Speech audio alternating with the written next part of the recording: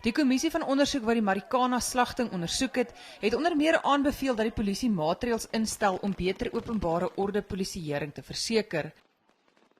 Daar is voorgestel dat die polisie kers opsteek by die voorste polisiemagte ter wêreld oor hoe om oproerige skades te beheer sonder om noodwendig dodelike mag te gebruik.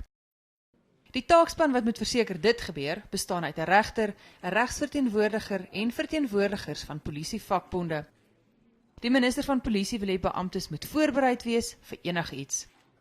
One must be well equipped both mentally, psychologically, but also physically. How to deal with a public order situation, but also how to deal with a criminal gang that just stormed into a bank. Die taakspan se werk kan ook lei tot 'n herstrukturering van die polisie se bevelstruktuur. This initiative by the minister is long overdue. Part of the task team will be looking at the entry level, looking at promotion policy, looking at housing of the police, benchmarking with other countries in the world as to how much they are benefiting with the police.